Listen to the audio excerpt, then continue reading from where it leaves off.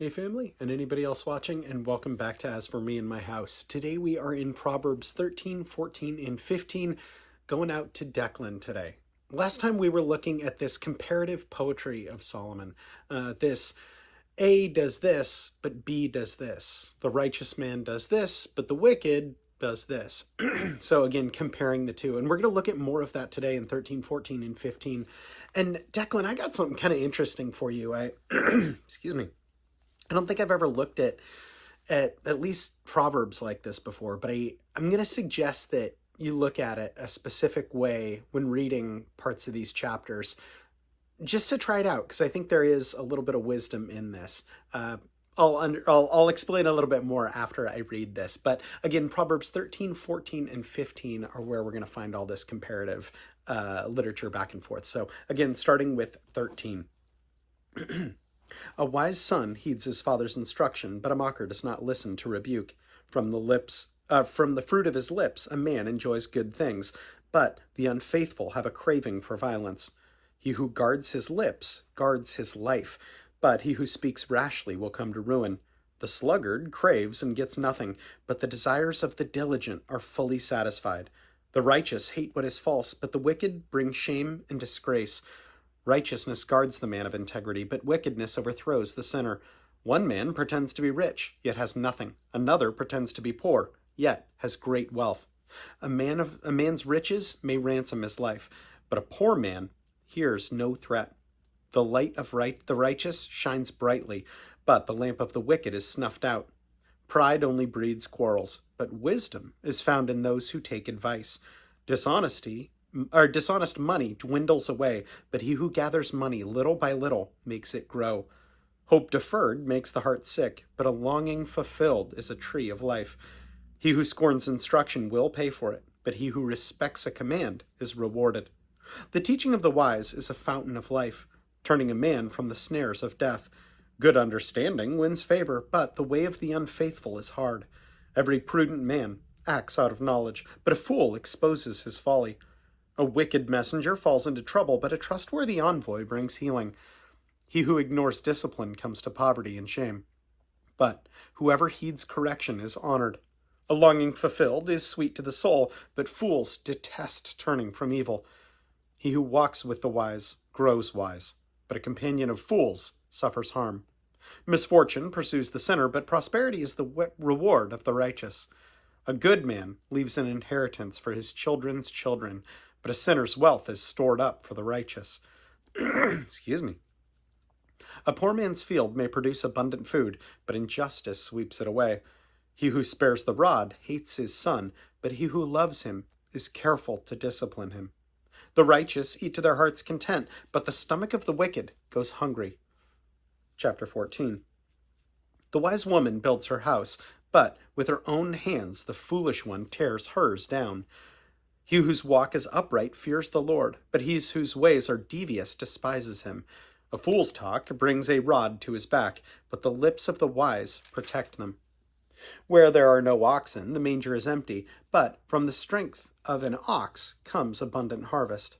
A truthful witness does not deceive, but a false witness pours out lies. The mocker seeks wisdom and finds none, but knowledge comes easily to the discerning. Stay away from a foolish man, for you will not find knowledge on his lips. The wisdom of the prudent is to give thought to their ways, but the folly of fools is deception. Fools mock at making amends for sin, but goodwill is found among the upright. Each heart knows its own bitterness, and no one else can share its joy. The house of the wicked will be destroyed, but the tent of the upright will flourish. There is a way that seems right to a man, but in the end it leads to death. Even in laughter the heart may ache, and joy may end in grief. The faithless will be fully repaid for their ways, and the good man rewarded for his. A simple man believes anything, but a prudent man gives thought to his steps. A wise man fears the Lord and shuns evil, but a fool is hot-headed and reckless. A quick-tempered man does foolish things, and a crafty man is hated. The simple inherit folly, but the prudent are crowned with knowledge. Evil men bow down in the presence of the good, and the wicked at the gates of the righteous. The poor are shunned, even by their neighbors, but the rich have many friends. He who despises his neighbor sins, but blessed is he who is kind to the needy.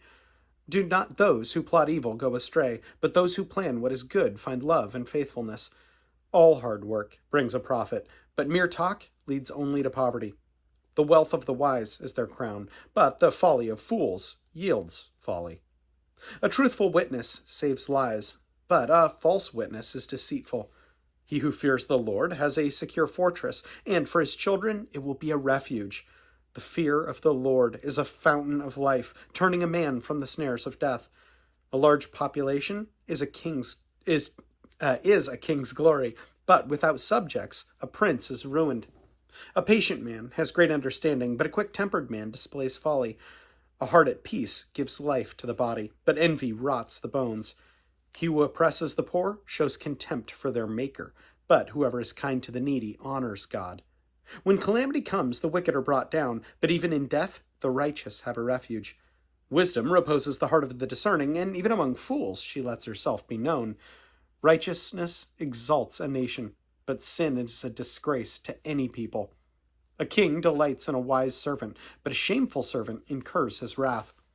Chapter 15. A gentle answer turns away wrath, but a harsh word stirs up anger. The tongue of the wise commends knowledge, but the mouth of the fool gushes folly. The eyes of the Lord are everywhere, keeping watch on the wicked and the good. The tongue that brings healing is a tree of life, but a deceitful tongue crushes the spirit. A fool spurns his father's discipline, but whoever heeds correction shows prudence.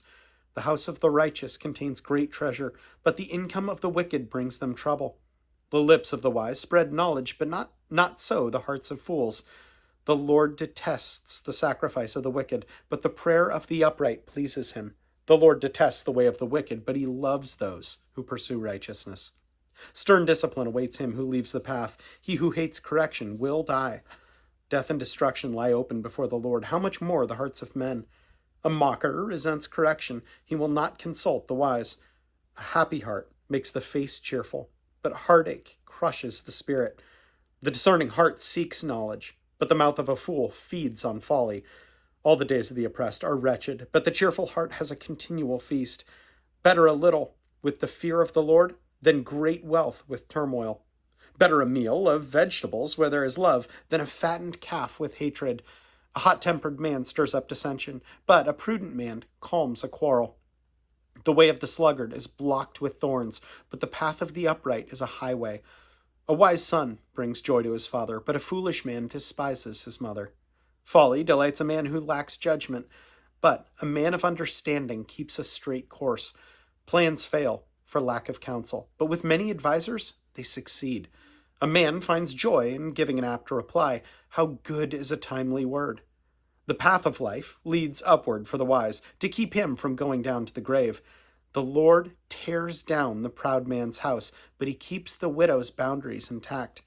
The Lord detests the thoughts of the wicked, but those of the pure are pleasing to him. A greedy man brings trouble to his family, but he who hates bribes will live. The heart of the righteous weighs its answers, but the mouth of the wicked gushes evil. The Lord is far from the wicked, but he hears the prayer of the righteous. A cheerful look brings joy to the heart, and good news gives health to the bones. He who listens to life-giving rebuke will be at home among the wise. He who ignores discipline despises himself, but whoever heeds correction gains understanding. The fear of the Lord teaches a man wisdom, and humility comes before honor. So again, all of that, I know that goes so quick, and there's so much in here. I think what I'm going to suggest to you, Declan, is not how I would normally read the Bible. I think it's just something that's really interesting, that for some reason, I don't know if God placed it on my heart. I don't know. I just think it's interesting. What I would suggest when looking at these, at least once, maybe at least just trying this once, when you're looking at some of these chapters, or when you're hearing this or listening to this, if you want a godly and good, a wise life, a life that is pursuing God, I think it's important that we study the good. And I think there's something we can take away from this. When I was a little bit older than you are now, we got to go to the US Mint, so where they make all the cash, where they make money, where they make dollar bills. And as we looked down, we got to take a tour of the facility, and we were walking through, and we got to look down on all these people had massive stacks of bills, and it was almost comical. Like, it was totally funny. These people are just thumbing through giant stacks of bills. And so we were like, good grief, what are they doing? And they were like, oh, well, they're looking for kind of the counterfeits. They're looking for errors essentially in the printing. So when the dollar bills come off the press, they want to make sure that they were perfect, right? That every single one of them is identical. And we were like, well, good grief, like how can they spot one bad one out of all the good ones? And they were like, well, what they do is they don't study all the things that could go wrong. They study the right one. And then when they're thumbing through it, they can see immediately if something deviates from what's right, and they can feel the difference if something has if like it's printed wrong, or if anything has gone wrong with it. They can feel a difference with that, so they study what's right. What I'm suggesting with chapter 13, 14, and 15, or even just a section, is if you want to know what a good and holy life looks like, you could almost just read the good of these. I'm not suggesting that you continually do that. I think we want to recognize where we can go wrong and folly. But I mean, when reading these, there's chapter 13, verse 11. Dishonest money dwindles away, but he who gathers money little by little makes it grow. So if you wanted to be wise, you would study the positive. The positive, he who gathers money little by little makes it grow. And I think when we see that, we also see, where is that? If I can find it, verse 7. One man pretends to be rich, yet has nothing. Another pretends to be poor, yet has great wealth. So both of these have to do with riches and finances. But looking at the positive of these, another man, this is the second half of verse 7. Another pretends to be poor, yet has great wealth. And then the other one, he who gathers money little by little makes it grow.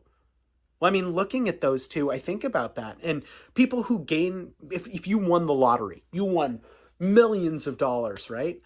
More often than not, like the people who win all that money, they burn it. They burn it away within a year. These people are incredibly unhappy after they've won the lottery, because they've come into this money and they didn't work for it. They just won this money. They bought a lottery ticket, they won it, and therefore they don't value it.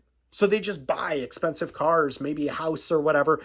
But then before they know it, like they either can't afford payments on it, or they're broke again within a year, usually. I think it's usually a year. So looking at that, but verse 7, again, another pretends to be poor, yet has great wealth.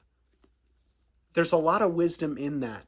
If I'm saving my money because I've worked really hard on it, if I'm saving my money, that means I'm not just buying every single new thing that comes out. I really like that new game. I really like that new toy. I really like, I don't know, those clothes or whatever. If I'm doing that, I'm not going to have any money. But if I'm really careful with my wealth, if I'm careful with what I've earned, then I make more money. And I'm living as wise. So when I suggest to you that you can almost read this and just read the positives to see what a wise and good discerning man looks like, man, that's what I hope for you. When I read these verses, that's what I hope for you, Declan, is I hope the best of all of this, that it's just the positives.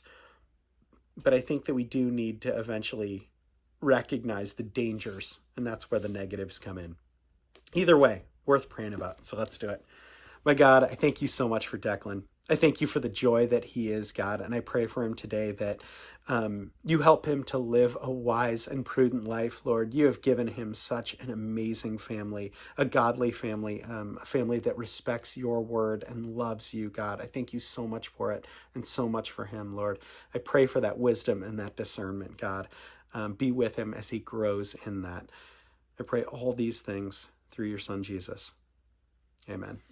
Well, Declan, good grief. I love you tons, man. And for anyone else watching, know that I appreciate you so much as well. And I will plan on seeing you tomorrow. Have a good one.